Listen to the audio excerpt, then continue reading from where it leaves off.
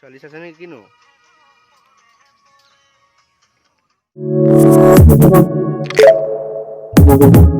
Audio Jungle.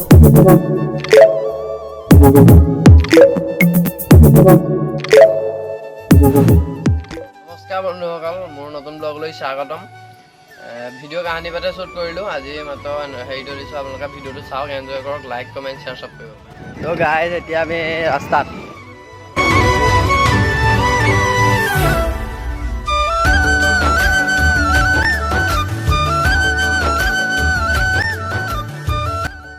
Finally gas পালোহি।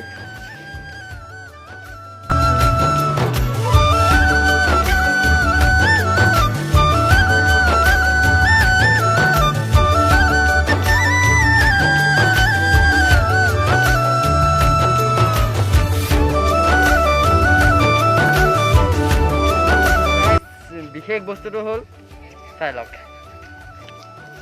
এইটোৱে সেই লেটেকু পুখুৰী, যিখন জেগাত মই এনেকৈ এতিয়া বহিম।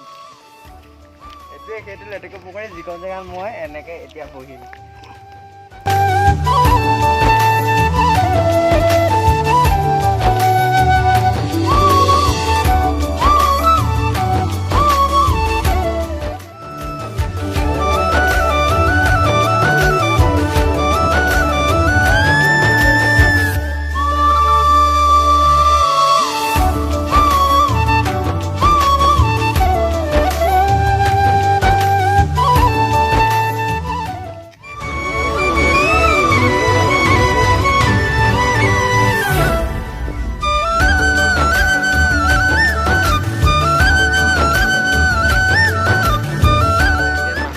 বিশেষকৈ মানুহ বহুত কম, মানে বহুত মানুহ নাই, মানে পূৰা লকডাউনৰ ছিজন, মানুহবিলাক অহা নাই, সেইকাৰণে মাস্কখন খুলি লৈছোঁ, বেয়া নাপাব।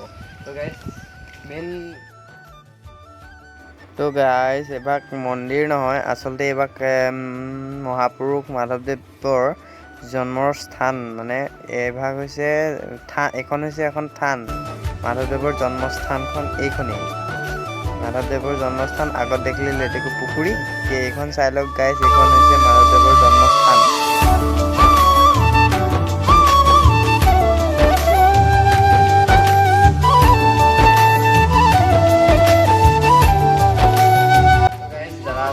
দাদাজনক সুধিম, দাদা এইভাগ মন্দিৰভাগ মেইন ভাগ ন? এয়া মেইন কীৰ্তন ঘৰ। অঁ, তাৰপৰা এইভাগ এয়া নাটঘৰ, ইয়াত মানে ভাওনা আপুনি ভালকৈ কৈ দিয়ক যে মন্দিৰভাগ কেইটা বজাত খোলা হয়, কি ইয়াত মানে? ৰাতিপুৱা 5টা বজাতে খোলে, মানুহ আহে, আহি বস্তু মেলি চাফ চিকুণ কৰে। তাৰপিছত 9টা বজাত প্ৰসংগ কৰে। তাৰপিছত শৰাই সঁফুৰা থাকিলে 10টামান বজাত মানে এদায় হৈ যায়। এদায় হয় ন? কামখিনি। অঁ অঁ 11টামান বজাৰ পৰা ভকতসকল আহে, ভাগৱত পঢ়ে সদায়। ইয়াৰ পৰা 2টা বজালৈকে।